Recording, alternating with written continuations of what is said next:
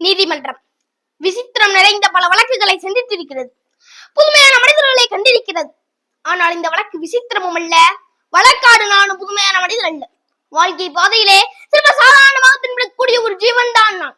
கோவிலிலே குழப்பம் விளைவித்தேன், பூசாரியை தாக்கினேன், குற்றம் சாட்டப்பட்டிருக்கிறேன். இப்படியெல்லாம் நீங்கள் எதிர்பார்ப்பீர்கள் நான் எல்லாம் மறுக்க போயினேன் என்று. இல்லை, நிச்சயமாக இல்லை. கோவிலிலே குழப்பம் விளைவித்தேன். கோவில் கூடா என்பதற்காக அல்ல, கோவில் கொடியவரின் கூடாமல் இருக்க கூடா என்பதற்காக. பூசாரியை தாக்கினேன், அவன் பக்தன் என்பதற்காக அல்ல, பக்தி பகவேசமாய் ஆகிவிட்டதை கண்டிப்பதற்காக. உனக்கு என் இவ்வளவு அக்கறை, உலகின் யாருக்கும் இல்லாத அக்கறை என்று கேட்பீர்கள். நானே பாதிக்கப்பட்டேன், நேரடியாக பாதிக்கப்பட்டேன். சுயநலம் என்பீர்கள். என் சுயநலத்திலே பொதுநலமும் கலந்திருக்கிறது. ஆகாரத்துக்காக அழுக்கை சாப்பிட்டு தடாகத்தை சுத்தப்படுத்துகிறதே மீன், அதே போல என்னை குற்றவாளி இருக்கிறார்களே. இந்த குற்றவாளியின் வாழ்க்கை பாதையிலே கொஞ்சம் பின்னோக்கி நடந்து பார்த்தால் நான் கடந்து வந்த காட்டார்கள் எவ்வளவு என்று கணக்கு பார்க்க முடியும். பாட்டுக்கும் கீழ்கல்ல என் பாதையிலே பட்டமிட்டுக்கும் பாம்புகள் நடந்திருக்கின்றன. தென்றலை தீண்டியதிலே நான் தீயை தாண்டியிருக்கிறேன். கேளுங்கள் என் கதையை. தீர்ப்பு எழுதுவதற்கு முன் தயவு செய்து கேளுங்கள். தமிழ்நாட்டிலே இந்த திருவிடத்திலே பிறந்தவன் நான். பிறக்க ஒரு நாடு, பிழைக்க ஒரு நாடு. தமிழ்நாட்டின் தலையெழுத்துக்கிறானின் விதிவிலக்கா ரங்கூன் என் உயிரை வளர்த்தது, உயர்ந்தவனாக்கியது. திருமண கோலத்தில் இருக்கும் என் அங்கேயே காண வந்தேன். மோசடி வழக்கிலே ஈடுபட்டு குற்றவாளி கொண்டிருக்கிறாளே, இதோ இந்த ஜாலக்காரி ஜாலி. அவள் வலையில் விழுந்தவன் நானும் ஒருவன். பணப்பெட்டி வரி கொடுத்தேன், பசியால் திரிந்தேன், மெலிந்தேன், கடைசியில் பைத்தியமாக மாறினேன். காண வந்த தங்கையை கண்டேன், கண்ணற்ற ஓவியமாக. ஆம், கைம்பெண்ணா. தங்கையின் பெயரோ கல்யாணி, மங்களமான பெயர். ஆனால் கழித்திரோ மங்கல்யம் இல்லை. செழித்து வாழ்ந்த குடும்பம் சீரழிந்து விட்டது. கையிலே பிள்ளை, கண்ணிலே நீர். கல்யாணி அலைந்தால் கல்யாணிக்காக நான் அலைந்தேன். கல்யாணிக்கு கருணை காட்டினார்கள் பலர். அவர் காலை கைமாறாக கேட்டனர். கொலை வழக்கிலே சம்பந்தப்பட்டு கைதியாக நிற்கிறானே, இதோ இந்த கொடியவன் வேலு.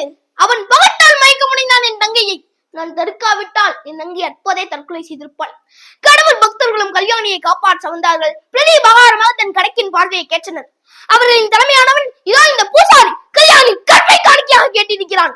பராசக்தியின் பேரால், உலக மாதாவின் பேரால். கல்யாணி இந்த உலகத்தில் புழுவாக துடித்தபடியாவது அவள் உயிரோடு இருந்திருப்பாள். அவளை தற்கொலை செய்ய தூண்டியது இதோ இந்த பூசாரிதான். தன் குழந்தை இறக்கமற்ற உலகிலே விட்டு செல்ல விரும்பவில்லை. ஆதரவற்ற தன் குழந்தையை துடித்து சாவதில் விரும்பவில்லை. அவளை கொண்டு விட்டாள். விருப்பமானவர்களை கொள்ளுவது விந்தை அல்ல. உலக உத்தமர் காந்தி, அகிம்சா மூர்த்தி, ஜீவகாருண்ய சீரர் அவரை நோயால் துடித்துக் கொண்டிருந்த கன்றுக்குற்றியை கொன்றுவிட சொல்லுகிறார். அது கஷ்டமானத்தை காண சீர்க்காமல் அதே முடியத்தான் கையாண்டிருக்கிறார் கல்யாணி. இது எப்படி குற்றமாம்? வெளிநாட்டிலே இருந்த ஒரு தமிழனுக்கு வாழ்வதற்கு வழி இல்லை, தமிழ்நாட்டிலே பிறந்த ஒரு பெண்ணுக்கு வாழ்வதற்கு பாதுகாப்பு இல்லை. என் தங்கை மட்டும் கொஞ்சம் விட்டு கொடுத்திருந்தால், கோடீஸ்வரனின் வீட்டு பள்ளியிலே ஒரு நாள், மானத்தை விலைக்குரிய மாளிகை வாசல் மடியிலே ஒரு நாள், இப்படி ஓட்டியிருக்கலாம் நாட்களை.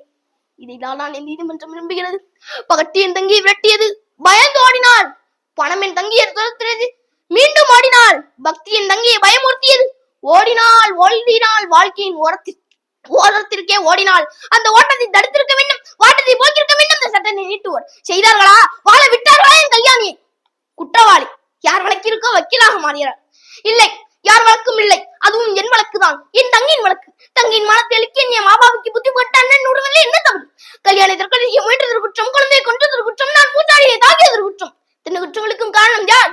யார் யார் காரணம்? கல்யாணியை கஞ்சிக்கு வழியிலாம் அலை விட்டது யார் குற்றம்? விதியின் குற்றமா? அதை விதியை சொல்லி வயிறுவதற்கு மீனர்களின் குற்றமா? பணம் பறிக்கும் கொள்ளை கூட்டத்தை வளர வைத்தது யார் குற்றம்? பஞ்சத்தின் குற்றமா? அதை பஞ்சத்தின் மஞ்சத்திற்கு வர வைத்த மச்சங்களின் குற்றமா? கடவுள் பேரால் காவலில் எடுத்தும் போலி பூசாரிகளின் நாட்டை நடமாட வைத்தது யார் குற்றம்? கடவுளின் குற்றமா? அதை கடவுள் பேரை சொல்லி காசப்பன் நடத்தும் கலைஞர்கள் குற்றமா? தனி குற்றங்களும் கலைப்படும் முறை குணசேகரனும் கல்யாணிகளும் குறைபோவதில்லை. இதுதான் எங்கள் வாழ்க்கையின் ஏட்டில் எத்தனை பக்கம் புரட்டினாலும் காணப்படும் பாடம், பகுத்தறிவு, பயனுள்ள அரசியல் தத்துவம்.